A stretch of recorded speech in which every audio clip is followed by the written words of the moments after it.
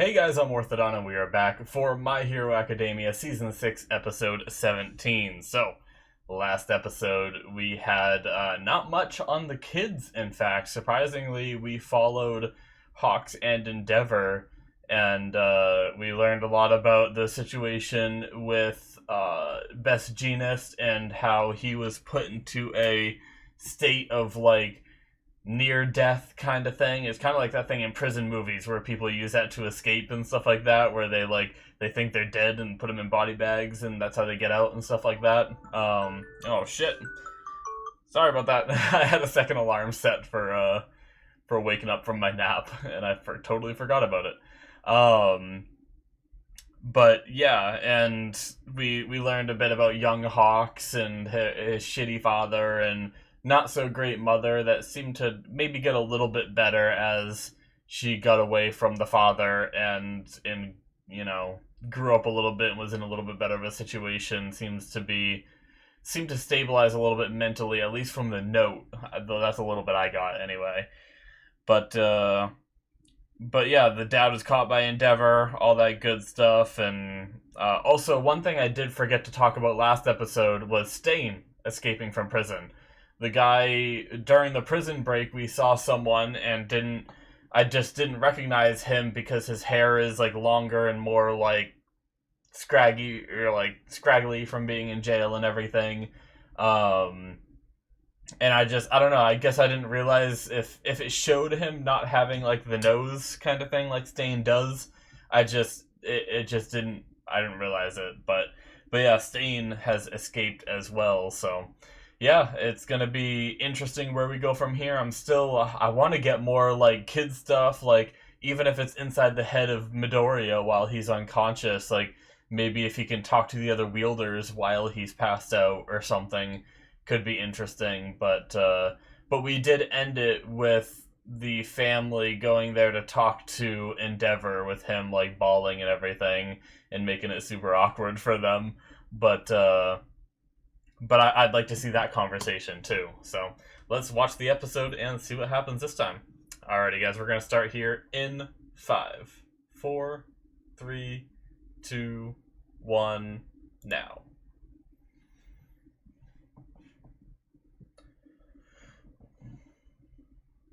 Oh. Oh shit, this is back when they met. Wow.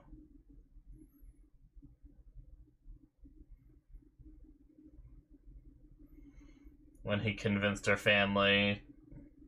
Ugh.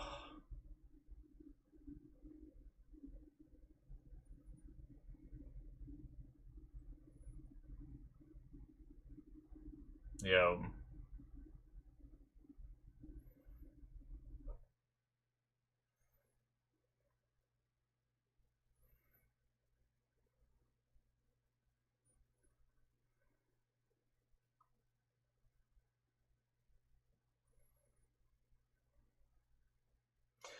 Yep.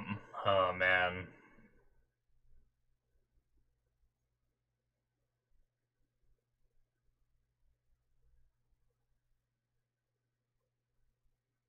Ugh. The covered eyes and the look like a tiny bit of a grin there.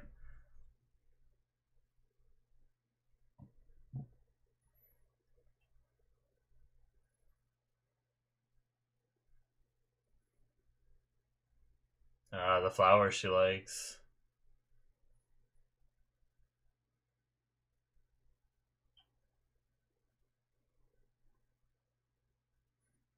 Hmm.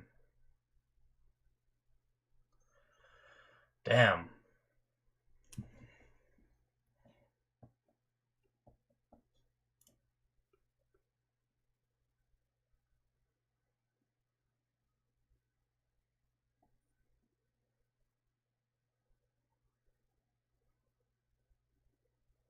Alright. Shit.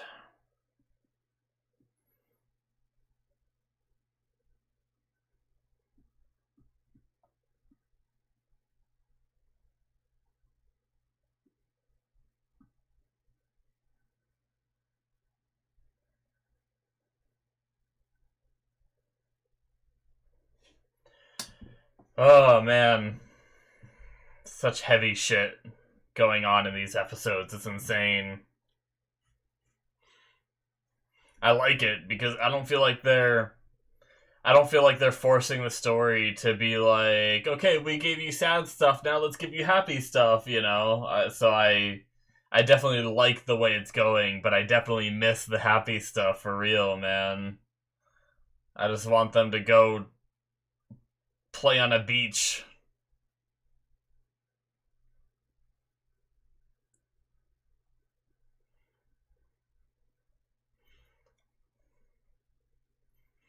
Oh man, such a cool moment in the opening right here.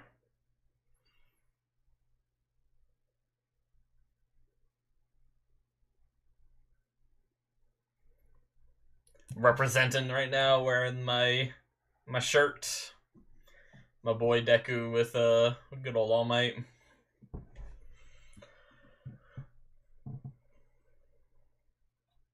Oh shit, seeing him.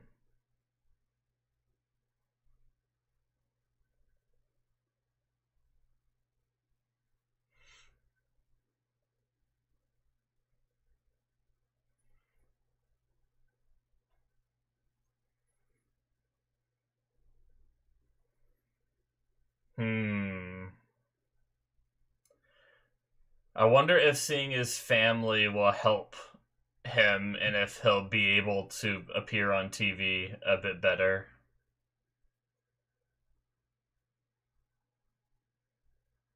The wrong way to put out a fire. What an episode title.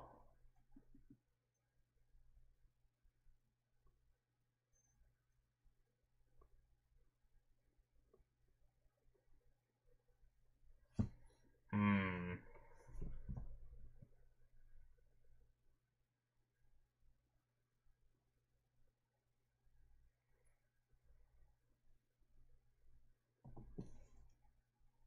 Interesting.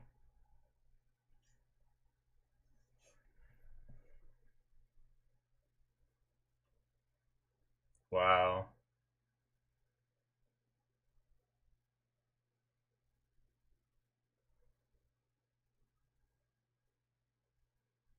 Damn. Toya was like kind of his hope too.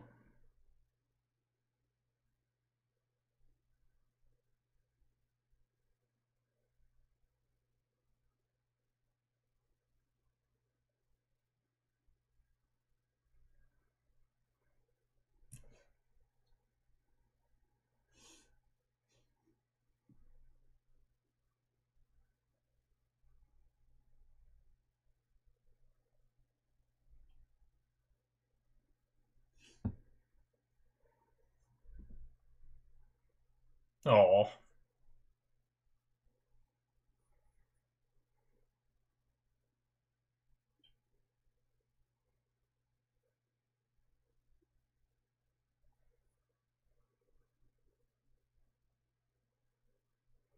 Hmm.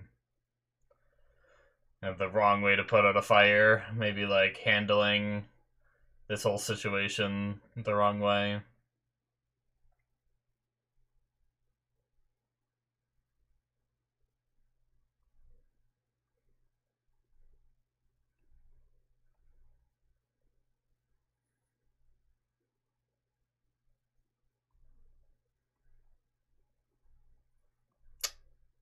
Just gonna tell him straight up that.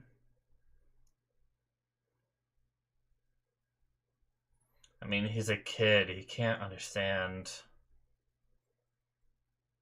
the toll that it takes on his body. Oh,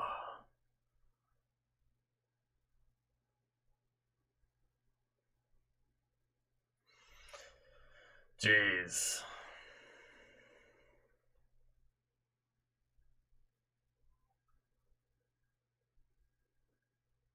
And there he is.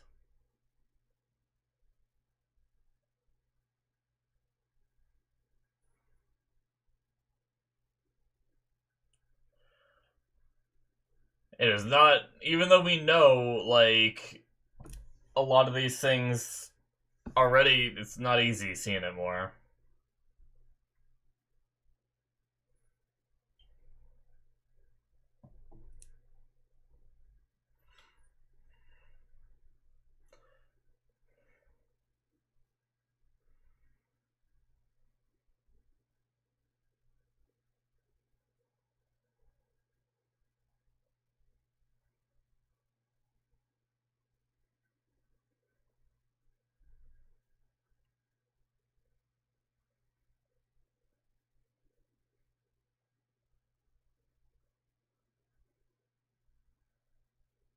Oh, jeez.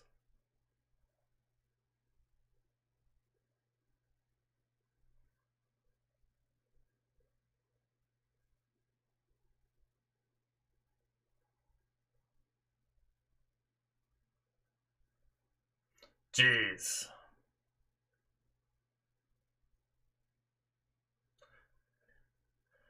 Holy crap. Is he going after friggin' Shoto?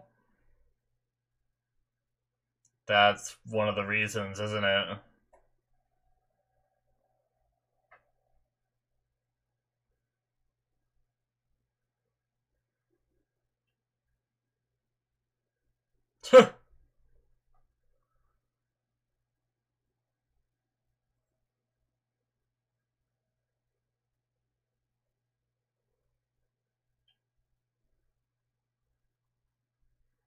Jeez.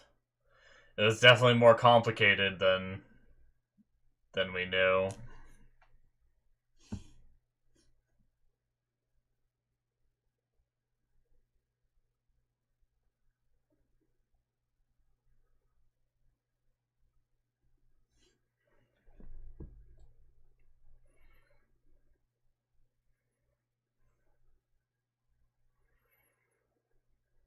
A little more context to that scene. I don't think they ever said a name back then and stuff.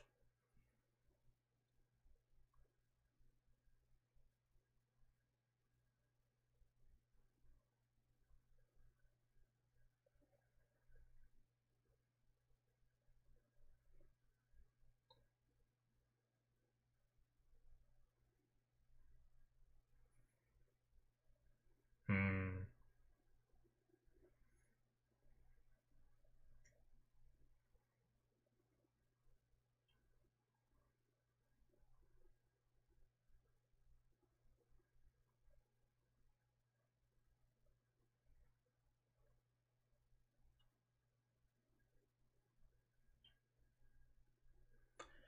He has a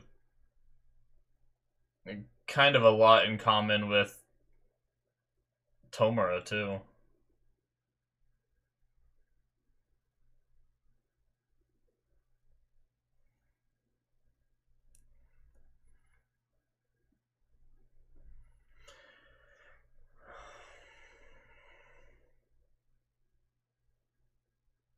The same look in the eyes.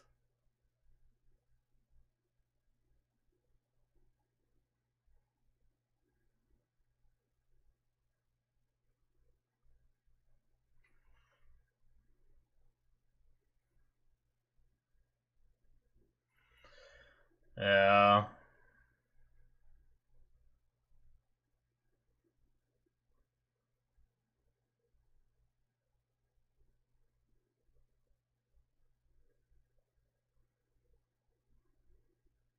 Hmm.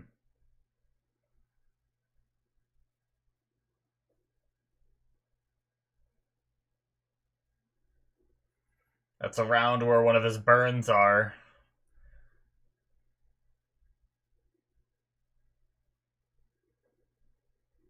Getting excited make me cry with the blood coming from his tears when we saw him as he is now.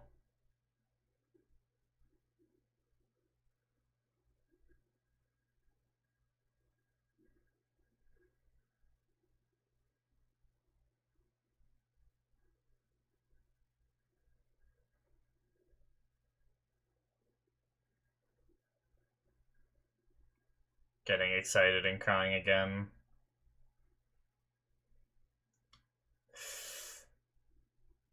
Oh shit. Oh my god. Oh, the face on Shoto. The kid's cowering.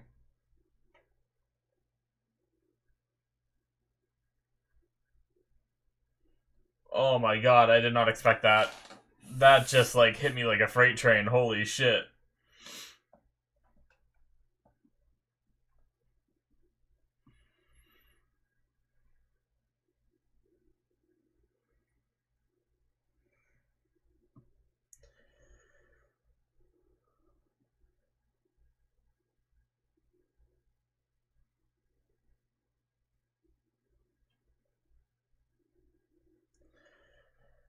Holy shit.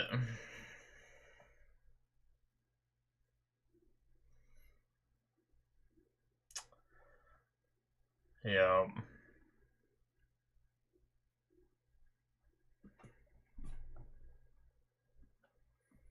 Oh, wow.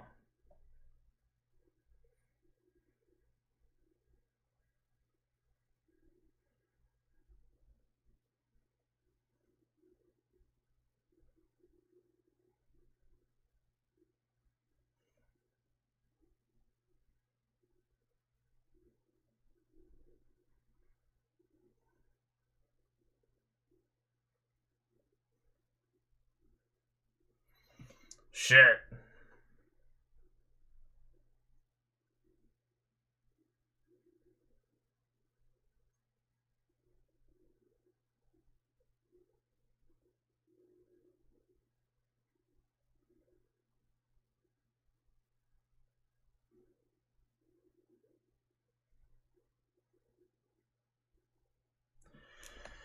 Jeez. Yep, and he knew his son was. That's how he knew his son was there.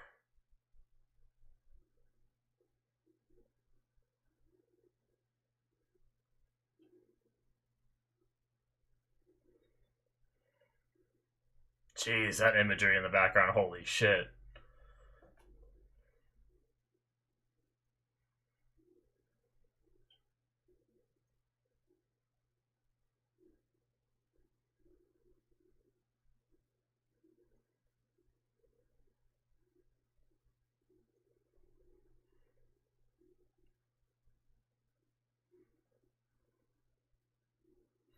They're all blaming themselves, too.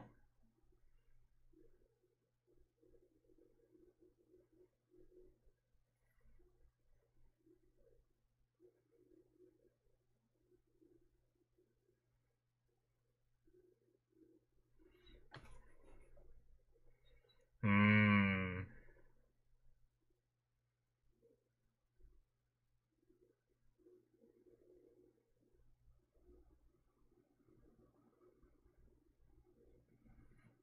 Uh.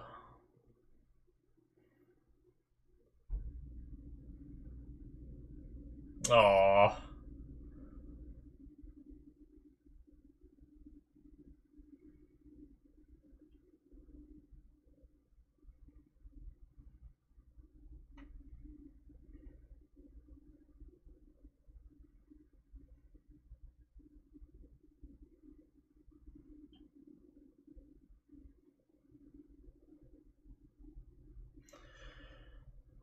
Uh.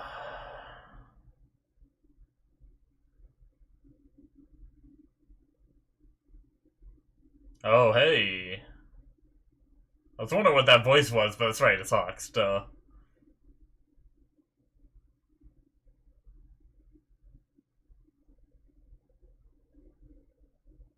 Yeah.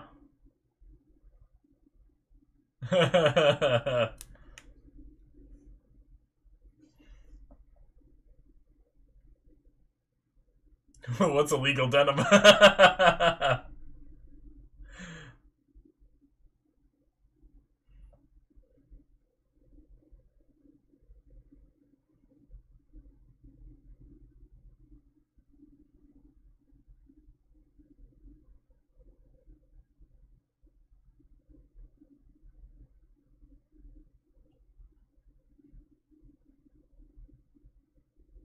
Mmm. Yeah.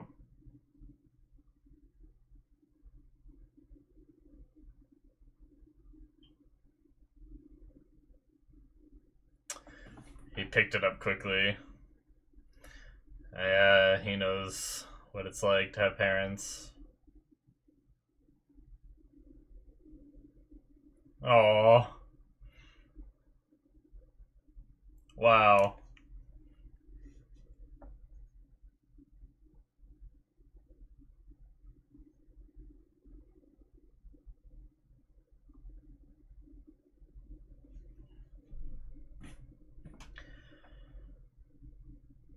That hit me pretty hard too. Just insta tears. Or watery eyes, I guess.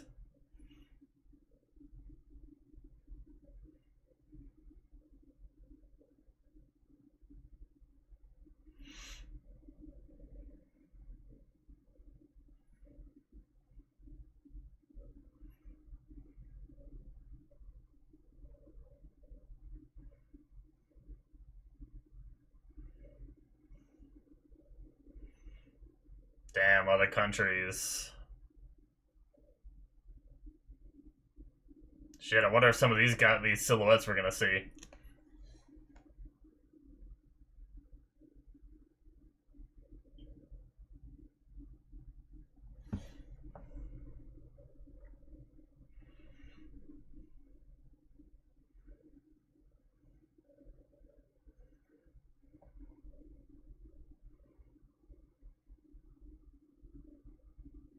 Oh, his wings are growing back.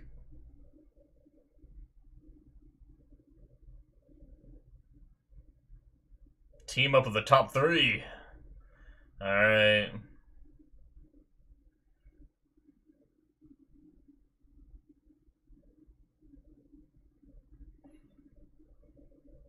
This music is great.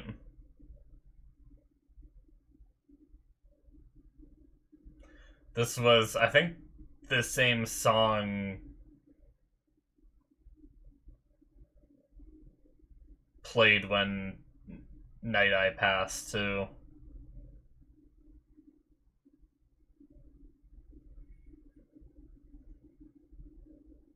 Tap, tap, tap, tap, tap, tap, tap. Oh shit, he heard the name. None of them know.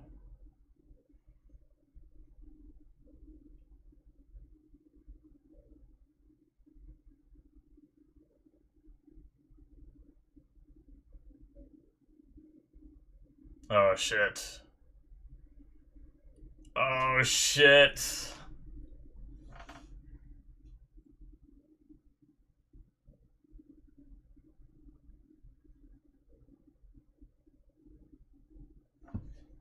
Oh shit. Oh my god. They finally left.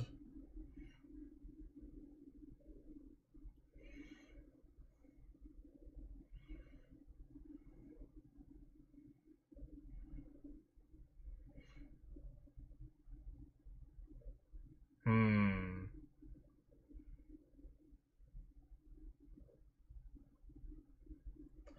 Damn. Oh shit, they're here already. Great explosion, murder, god dynamite.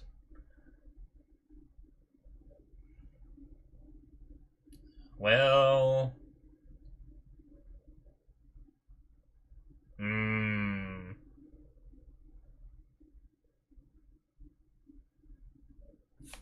Just clicked for that part.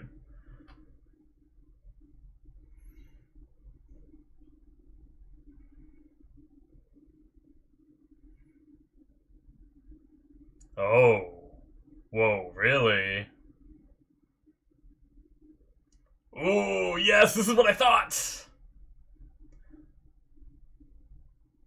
Oh shit! Maybe next episode. Oh. Yeah, that's... I was like, if he's unconscious, this is the perfect time to have conversations.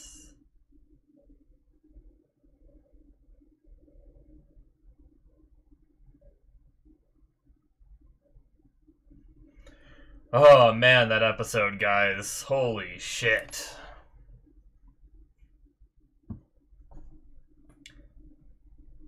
Like, that moment when we jumped into, like, just jump, like, obviously things were tense in the family, in the household and everything, but when we jumped to, like, Endeavor hitting her again, like, obviously, I imagined it wasn't the first time that she got hit by him when we saw it with Shoto that first time, like way back seasons ago. But just the instant cut to it again, and just the way that Shoto was flailing his arms and everything and crying. Oh, and then it showed the other two kids just like in the corner trying to like pretend like they didn't see it. Oh man, it just, like I said, it hit me like a freight train, and I just had like eyes watering and everything. But alright, that's it for episode 17, guys. Goddamn. But yeah, that moment was was crazy. How hard it hit me so fast, and like usually for my eyes to start watering up and everything, it takes like a longer drawn out scene because I need like the emotion to hit me and then it starts welling up in my eyes and everything. But that one got me right away. Same with like the comment from Hawks got me immediately too, of being like thinking back to his past where he wasn't able to try to pull the pieces of his family back together. He just gave up. And he sees Shoto, who has done all this work to restore his family and everything, and he's just like, "You're so cool." Oh, it's getting me again. That's such a crazy thing. I'd like so many of these little connections like I never really even thought of, but even just going back to like learning more about Toya as a kid, being told that your firepower is stronger than mine. You might be like he lit Endeavor lit this fire under Toya, and no matter what was said, and even getting older and starting to like, it seemed like he got a little bit older and he started to realize that he couldn't do this, rather than being a kid and being a little naive to the reason why he still couldn't put that fire out that pushed him to want to surpass All Might and want to surpass his father and everything. Like it's rough. I can't blame him when he's even at his slightly older. I think there was subtitles that said what age he was, but I was writing something down and missed it. But despite it, he's still a kid, and he's still doesn't fully understand the consequences of his actions, which is really it's really too bad, because I mean, I don't know, just the fact that it's, I don't even know how to put it into words, but it's always that thing that you think about when something tragic happens, like, oh, but like what if Endeavor could have been able to reach him a little more, but Endeavor kind of just gave up. He was focused on his work and focused on raising Shoto the way he wanted, and stuff like that. As soon as he saw Toya strike out at Shoto, which was also a crazy thing, like it nothing Endeavor did back then I can really say was justified, but it adds a little bit more context to the whole like Shoto stay away from the other kids. It's not just that Endeavor thought that he was so much above them that he shouldn't be near them. But I think it was also just that, seeing that outburst from Toya, he was probably worried that not only just Toya, but maybe the other kids would be jealous, and maybe they wouldn't hurt him, but maybe the way they would treat him would kind of make Shoto either think less of his father because of what the kids say about the father, or make him feel down on himself. And I'm part of being a pro hero that can surpass Endeavor is you got to have a bit of confidence in yourself. And maybe that was like another thing, is he didn't want them to physically hurt him, but they didn't want him to like emotionally hurt his like confidence in his ability in the future to be that number one hero that he's trying to raise. And once again, like I said, that doesn't justify what Endeavor did. It just adds some context as to why Endeavor kept him away from the other kids, and everything, or at least another reason to add to that. But yeah, just that the build up of seeing just even more of the things that led up to the mother doing what she did to Shoto and everything, like that was rough as well, with the different looks from Endeavor, and then Toya giving that same look and kind of having that anger that Endeavor has too being passed down to him. And then as soon as she sees Shoto's eye as well, she loses it. But yeah, I guess when she saw Toya on TV, she like broke down again, and relapsed is probably a proper word for the situation, but I guess Shoto went there and talked to her and managed to snap her out of it and bring her here and brought everyone else together, and has also been this whole time been the one trying to bring the family back together. And that line also was very good about the mother saying like Shoto's our family's hero, and that's really cool. um but the episode being called The Wrong Way to Put Out a Fire, I feel like that was a great episode name because of it has multiple different meanings. I feel like obviously the biggest one is just the way that the parents handled Toya, right? Like trying to quell his desire to be a hero and surpass Endeavor and All Might and stuff like that was definitely something where they didn't handle it super well. But it's also, when you're dealing with a kid, it's especially a kid that is like, I don't know, there's kids that are different, right? There's some kids that can understand and will trust what an adult says, right? But then there's other kids that won't trust what adults say and they need to figure out firsthand, right? So it really depends on like the kid's personality too. Like I've met kids that are quite a bit more mature for their age, and they can understand the consequences of their actions just by being told by a parent or something, or they can understand that, oh, I shouldn't do this because my mom told me not to. But then there's kids like my nephew, to be honest. He's kind of that, like, I don't care what parents say, I know better. And he doesn't learn a lesson until he messes up, and even sometimes he messes up and he'll blame something else other than himself because it's never his fault. And it's a little bit more of like a spoiled upbringing for sure, but you know, his parents still try to teach him right from wrong and everything, but it was just, I don't know.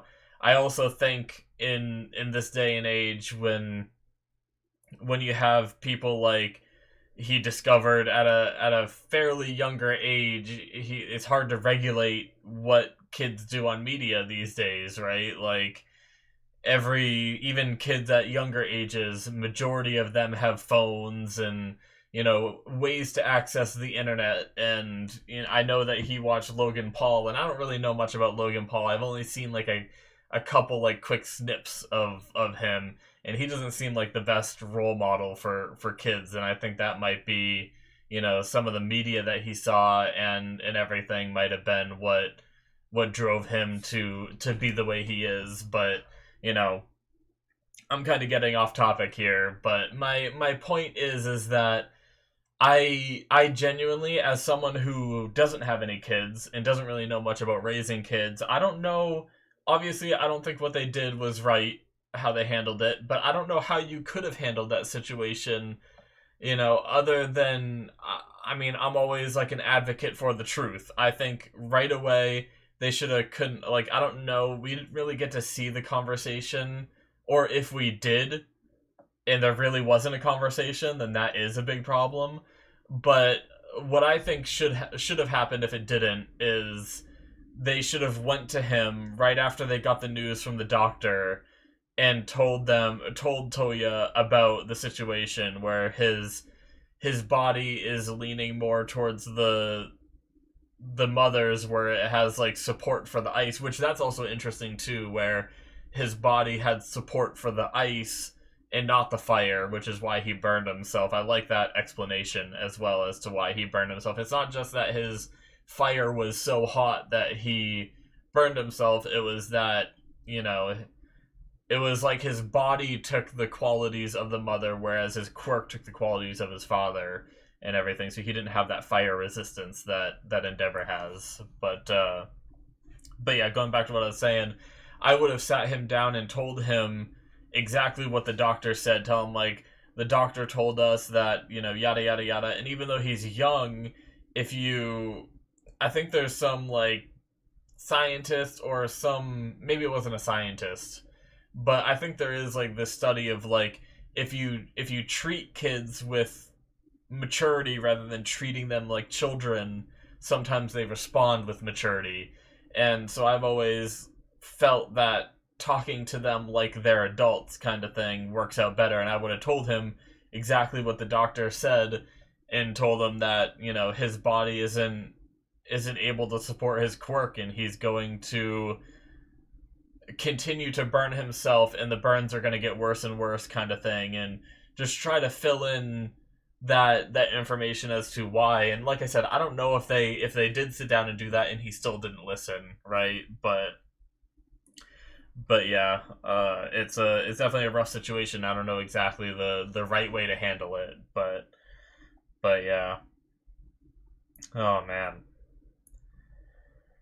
The very very beginning with Endeavor and Ray and their arranged marriage or quirk marriage being like done, and seeing like the father or grandfather, whichever he was, of that family kind of selling her off with a little smirk. This, family that used to be well off but is now struggling, sees this opportunity to get some money for selling off the daughter, but then also have their daughter be the wife of the number two hero and possibly give birth to a future number one hero kind of thing. They saw that opportunity, and regardless of, daughter, granddaughter, whatever, I can't remember if they said that was grandfather or not. I feel like I might have heard grandfather in there. So I think it might have been grandfather, but despite his granddaughter's, feelings and stuff like that, granted, did say that she could say no, but that's also, I mean, it kind of ties in again with the situation with Toya, where she could have said no, but she went along with the situation in order to please her family, whereas Toya might have kept going to please his family kind of thing. But either way, that was a really interesting, and the whole episode was just so stressful just seeing that, because it's crazy, because it makes me, I still like Endeavor because I know where he is now and I know he's trying to improve, and that's enough for me. But there was like small parts of me going back to it that was like, oh man, you were a fucker back then, It was like it brought that hate of Endeavor back, where like I used to hate him before the way he was and everything, but goddamn. So there was something else. Shoot. There was something else I wanted to talk about. Oh yes. Oh, what was it? I like just had it. Oh yeah, I talked briefly in the discussion about the comparison of Toya and Tomura, which I feel like there are some similarities there, where Tomura wanted to be a hero but told he couldn't be. That was because he didn't have a quirk, but it's kind of similar situations, and they both kind of went a little crazy because of it, right? So I like that there's like a little bit of connection there, and they came together as a group later on when they both became villains and everything too. So, and the fact that it seems like, as far as we know, Toya hurt himself with his quirk, and I mean, obviously, anyone that pushes their quirk over the limits is gonna hurt themselves pretty much. Tomura did that, but Tomura also, from a young age, got like itchy, and we still don't 100% know. I still don't know if that has to do with, because your skin gets like dry and itchy when you have like dry skin. I don't know if it just has something to do with his decay, or if it's something that, something. I still have my theory. If you guys watch my reactions of last season when they showed him like developing that itchiness, I still have my theories that All for One has some play in developing Tomura the way he did. Like, I don't think, I don't know. It very well possibly could just be part of his quirk. But like, he didn't have a quirk before. He awakened this like mutated quirk, and and then suddenly, killed his whole family and everything. There's part of me that wonders if that, because All for One didn't show up in his life until after that moment when he was on his own and no one was helping him, and he showed up, and that was his like I am here moment kind of thing. But I still feel like, I talked about this before, that there is some kind of shenanigans that All for One may have done to push Tomura to get to the point of needing him, right? And it could be something where he gave this kid the quirk, like could have just passed him on the street and touched him briefly or something, and gave him this quirk knowing what it would do to him and what it would cause, kind of thing. So, but yeah, either way, it's certainly like the comparisons are there and all that between Toya and Tomura. So, but yeah, speaking of All for One, we had One for All being heard by apparently everyone. So that secret, they can still keep it a secret from the public. They only heard the name. They won't find out. But Hawks and some others now are hearing One for All and wondering.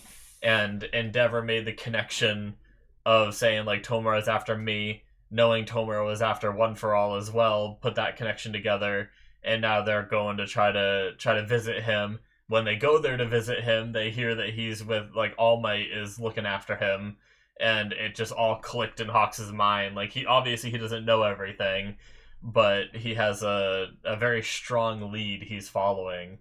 So that's definitely an interesting development. We might be getting some more heroes into the secret of One for All. So I do wonder if next episode is going to be a combination of Midoriya talking to the Vestiges, but then All Might talking to Hawks and them in regards to, I wonder if he will fill them in on the situation, since they are the top two heroes, and I think they've proved themselves in this battle, and this battle is starting to injure and kill so many people, partially because of this power, right? Of Tomura going after it and knowing the stakes. Like, it's probably very important for people to know, like, how important it is that Tomura doesn't get this quirk. So, and if more people understand that, they can rationalize in their head more why they're, protecting this kid and stuff like that. So,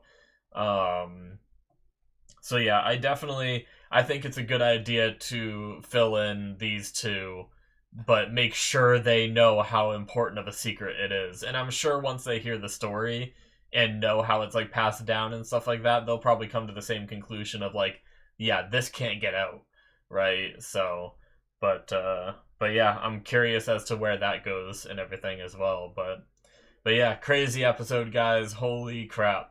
But that's going to be it from me. Make sure you hit that subscribe button. Check out my Patreon if you want to see more from me, as usual.